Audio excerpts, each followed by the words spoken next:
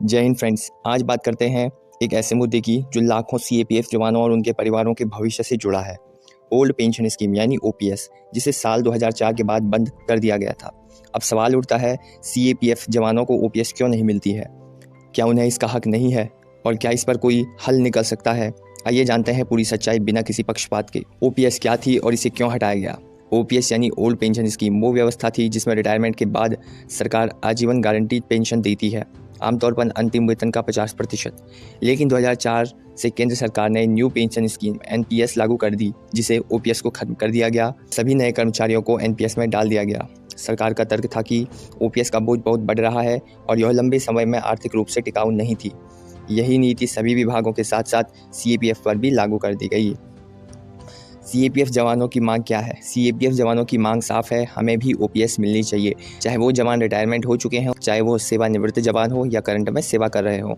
जैसे सेना को डिफेंस फोर्सेस को मिलती है। उनका कहना है कि हम भी 24 घंटे ड्यूटी करते हैं, रिटायरमेंट की उम्र 60 साल है, लेकिन रिटायरमेंट के बाद कोई गारंटीड पेंशन नहीं है और एनपीएस शेयर बाजार से जुड़ा है, मतलब भविष्य असुरक्षित। यही कारण है कि सीएपीएफ जवान लगातार कहते रहते हैं, वन रैंक वन पेंशन नहीं तो कम से कम ओल्ड पेंशन स्कीम तो दो। डिफेंस को ओपीएस क्यों मिलती है लेकिन सीएपीएफ को नहीं? यहाँ एक बड़ा अंतर है। भारतीय सेना यानी army, air force, navy defence ministry के अधीन आती है, जबकि CAPF, CRPF, BSF, CISF, ITBP, SSB ministry of home affairs यानी गृह मंत्रालय के अधीन आते हैं। साल 2004 के बाद जब एनपीएस लागू हुआ तो डिफेंस फोर्सेस को इससे छूट दी गई, लेकिन सीएपीएफ को नहीं। सीएपीएफ का कहना है कि उनका काम भी उतना ही खतरनाक और तनावपूर्ण है, फिर उसके साथ अलग व्यवहार क्यों? यह सवाल अब संसद से लेकर सुप्रीम कोर्ट तक पहुंच चुका है। कुछ सेवानिवृत्त और सेवा में अधिकारी सुप्रीम कोर्ट में याचिका दाखिल कर चुके हैं। उनका कहना है कि हमें 2004 के पहले भर्ती सैनिकों की तरह ओपीएस मिलनी चाहिए और 2004 के बाद भर्ती जवानों को भी ओपीएस देने का फैसला राज्य सरकारों की तरह केंद्र को भी लेना चाहिए।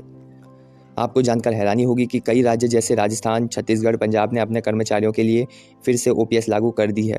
तो सवाल उठता है, क्या केंद्र सरकार सीएपीएफ के लिए भी ऐसा करेगी?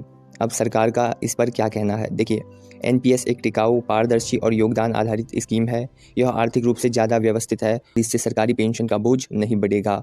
लेकिन जवानों का कहना है कि हम एनपीएस में योगदान तो करते हैं, लेकिन इसमें बाजार का रिस्क है और रिटायरमेंट के बाद सिर्फ एक लिमिटेड रकम ही मिलती है। कोई हेल्थ सिक्योरिटी या फैसिलिटी पेंशन गारंटी नहीं है। इससे न सिर्फ जवानों का मनोबल गिरता है, बल्कि भविष्य की चिंता भी बनी रहती है। तो दोस्तों, सवाल सिर्फ पेंशन का नहीं है, सवाल है सम्मान, सुरक्षा और स्थिरता का। सीएपीएफ जवान देश के हर कोने में तैनात रहते हैं। आतंकवाद हो, चुनाव हो, प्राकृतिक आपदा हो, ये जवान हर जगह मुस्तैद होते हैं। क्या ऐसे बलिदान देने वालों को रिटायरमेंट के बाद स्थिर पेंशन नहीं मिलनी चाहिए? क्या ओपीएस को फिर से सीएपीएफ के लिए लागू करना न्याय संगत होगा? यह बहस अब सिर्फ कागजों तक नहीं, बल्कि जनता और कोर्ट दोनों तक पहुंच चुकी है। आपकी इस पर क्या राय है? कमेंट में ज़रूर बताएं। हाँ, उन सीएपीएफ जवानों के लिए सम्मान जरूर दिखाएं जो आज भी हमारे लिए मोर्चे पर खड़े हैं। जय हिंद।